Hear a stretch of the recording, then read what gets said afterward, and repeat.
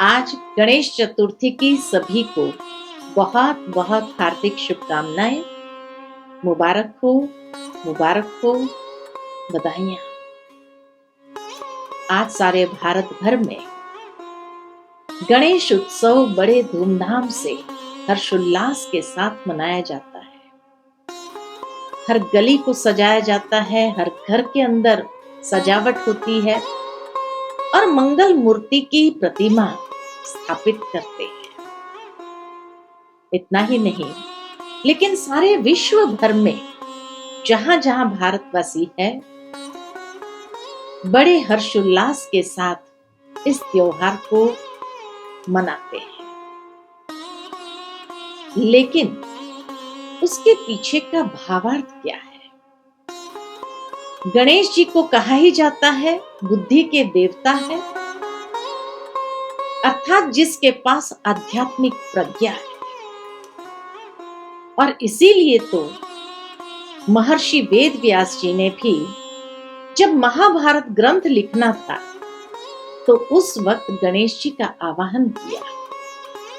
महाभारत के आदि पर्व के 77वें श्लोक में कहा गया है कि हे गणनायक, आप मेरे लेखक बनो। महर्षि वेद व्यास जी गणेश जी का आवाहन करते हुए कहते हैं कि हे गणनायक, आप मेरे लेखक बनो। यह ग्रंथ मैं मेरे मन की अति उच्च अवस्था, समाधि अवस्था द्वारा प्राप्त ज्ञान से प्रकट कर रहा है, जो कि मेरे ही मन की कल्पना का विस्तार है। भावार्थ यही है कि जब गणेश जी का आवाहन करते हैं तो वो जानते हैं कि गणेश जी जैसा उत्तम लेखक उन्हें कोई प्राप्त नहीं,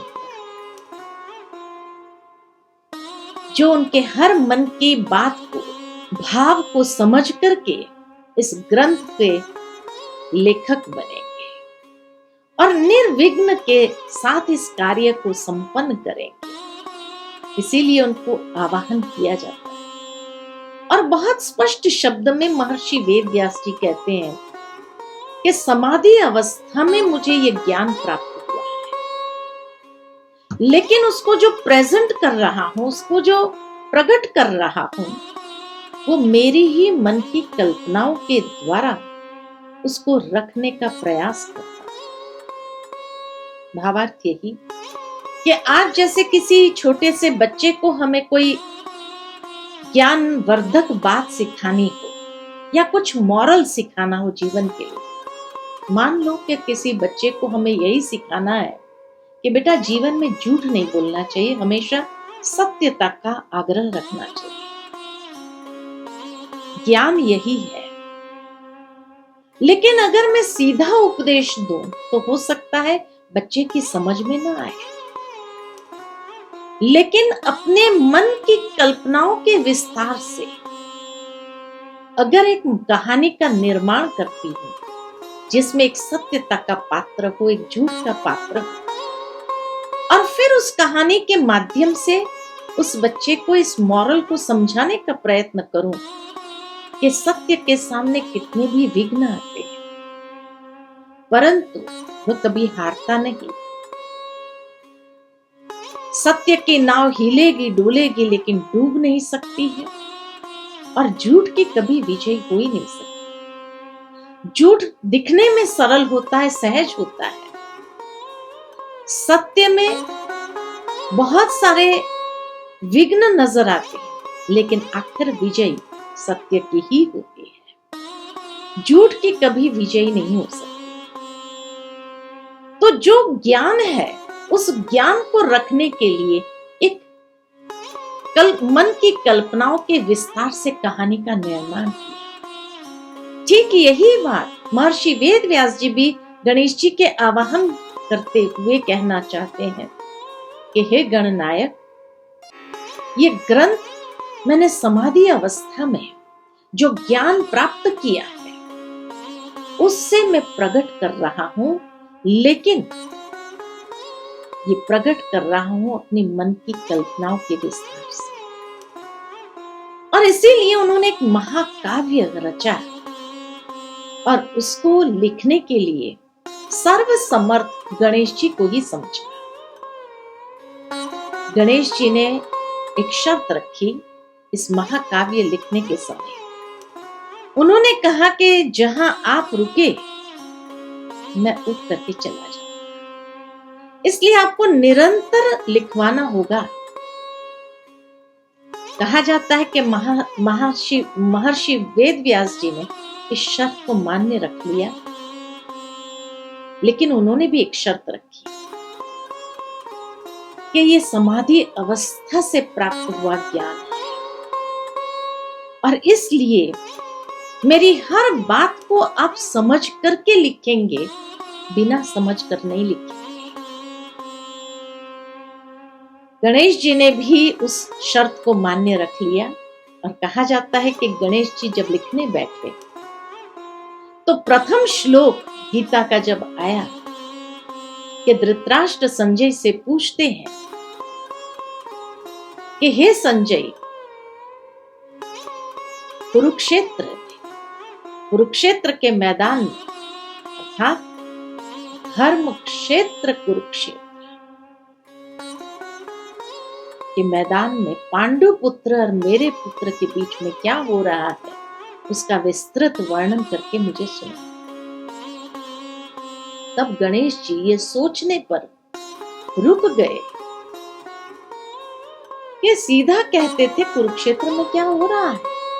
कुरुक्षेत्र को ये विशेषण क्यों जोड़ा गया, इसको धर्म क्षेत्र क्यों कहा गया। और फिर आज से 5000 साल पूर्व जहां एक परिवार की वसुदेव कुटुंबकम की भावना होती थी, वहां उस समय धृतराष्ट्र कहते हैं कि पांडु पुत्र और मेरे पुत्र के बीच में क्या हो रहा है। एक ही परिवार के सदस्य, उसके बाद भी मेरा और पांडु पुत्र अर्थात मेरे और तेरे की भावना कहां से आई। कहा जाता है इस बात को समझने के लिए, सोचने के लिए गणेश जी भी मजबूर हो गए, रुकना पड़ा और रुक करके उस बात को समझ करके कि कलयुग के अंतिम समय में घर घर के अंदर एक ही परिवार के अंदर ये भावना पनपने लगेगी, जहां तेरे और मेरे का भाव होगा, जहां धर्म और कर्म दोनों को अलग अलग स्थान दिया जाएगा, दोनों को एक साथ समावेश नहीं किया जाएगा कि हर कर्म के अंदर श्रेष्ठ धारणाएं हो या हर श्रेष्ठ धारणा के अंदर श्रेष्ठ कर्म समाया हुआ हो। तो जहां धर्म क्षेत्र कुरुक्षेत्र, कर्म क्षेत्र व्यक्ति का अलग हो जाएगा, धर्म क्षेत्र व्यक्ति का अलग हो जाएगा और तेरे मेरे की भावना में आने के कारण ही अनेक प्रकार के संघर्ष उत्पन्न होंगे। इस बात को जब उन्होंने समझा कि यही तो हर विघ्नों की जड़ है, हर विघ्न का कारण है, और तब उन्होंने बहुत बखूबी से श्रीमद् भगवत गीता को सुना भी, समझा भी और लिखा भी। इसीलिए उनको मंगल मूर्ति के साथ साथ विघ्नहर्ता भी कहा जाता है। जब भी कोई शुभ कार्य करना होता है तो यही कहा जाता है कि श्री गणेश करते हैं। अब शुभ कार्य के लिए श्री गणेश क्यों कहा जाता है? इसीलिए कहा जाता है क्योंकि हर कोई इंसान यही चाहना रखते हैं कि ये शुभ कार्य करते समय कोई भी विघ्न नहीं आना चाहिए और निर्विघ्न ये कार्य संपन्न होना चाहिए। इसीलिए श्री गणेश जी का आवाहन करते हुए, गणेश जी को याद करते हुए उस शुभ कार्य को आरंभ करते हैं। लेकिन सोचने की बात तो ये है कि श्री गणेश करते हैं और वहां पर स्वास्तिका निकालते हैं। अब गणेश जी का और स्वास्तिका का भी क्या संबंध है? स्वास्तिका को कहा जाता है सुअस्ति। संस्कृत के सुअस्ति शब्द से ये प्रकट हुआ है। सु यानी शुभ, अस्ति यानी जो है, जो सदा ही शुभ है।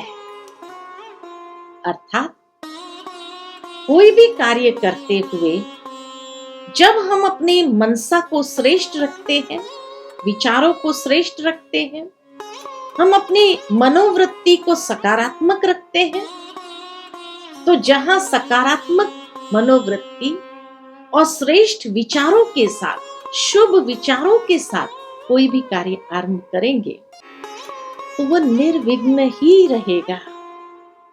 इसीलिए तो गीता के सार में भगवान अर्जुन से कहते हैं कि हे अर्जुन, जो हुआ वो भी अच्छा, जो हो रहा है वो भी अच्छा, और जो होने वाला है वो भी बहुत अच्छा। अर्थात तीनों ही काल, भूत, वर्तमान और भविष्य, तीनों ही काल शुभ होगा अगर मन के अंदर श्रेष्ठ विचार होंगे और सकारात्मक मनोवृत्ति के साथ उस कार्य को करेंगे तो तीनों ही काल, आरंभ, मध्य और अंत सदा शुभ रहेंगे।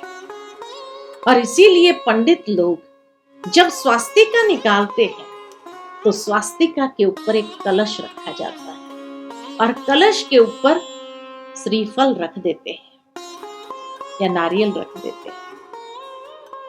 भावार्थ यही है कि जब हम कोई भी शुभ कार्य करें तो आध्यात्मिक प्रज्ञा के साथ आरंभ करें। आध्यात्मिक ज्ञान को बुद्धि रूपी कलश में, कलश माना ये बुद्धि रूपी कलश, इसलिए कलश का शेप जो होता है हमारे मस्तिष्क का शेप जैसा है। अर्थात कि जैसे गणेश जी का सर बड़ा दिखाते हैं, भावार्थ यही कि आध्यात्मिक प्रज्ञा के साथ कोई भी शुभ कार्य को आरंभ करो। जब आध्यात्मिक ज्ञान हमारी बुद्धि रूपी कलश में होगा और हम श्रेष्ठ कर्म करेंगे तो उसका फल कैसे होगा?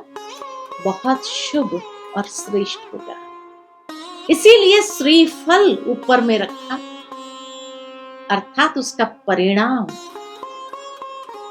शुभ फल के रूप में ही हमें प्राप्त होगा लाइफ में। तो श्री गणेश के साथ ये जो विधि जुड़ी हुई है, श्री गणेश, स्वास्तिका, कलश और श्रीफल, उसके पीछे यही भावार्थ है जिससे हमारा हर कार्य निर्विघ्न संपन्न होगा और हम सदा निर्विघ्न रहेंगे ही। ये आशीर्वाद हमें परमात्मा की ओर से या श्री गणेश जी की ओर से सदा प्राप्त रहेगा ही रहेगा। प्रेरणा यही मिलती है कि हमें सदा शुभ भावना के साथ, श्रेष्ठ विचारों के साथ, सकारात्मक मनोवृत्ति के साथ शुभ कर्म करना होगा तो सदा ही हर फल हमें शुभ और श्रेष्ठ मिलेगा। तो आज गणेश जी के विशेष ये उत्सव में हम सभी यही प्रेरणा प्राप्त करेंगे कि शुभ कार्य करने के लिए सदा आध्यात्मिक प्रज्ञा को साथ लेकर के चले, उसी को जीवन का एक हिस्सा बना दें और ज्ञान का प्रैक्टिकल एप्लीकेशन जब हमारे जीवन के हर कर्म में होगा तो सदा हम निर्विघ्न बने रहेंगे। और यही आशीर्वाद के साथ, यही शुभ भावना, शुभ कामना के साथ आज पुनः गणेश जी की चतुर्थी के सबको बहुत बहुत मुबारक हो, मुबारक हो, मुबारक हो। ओम शांति।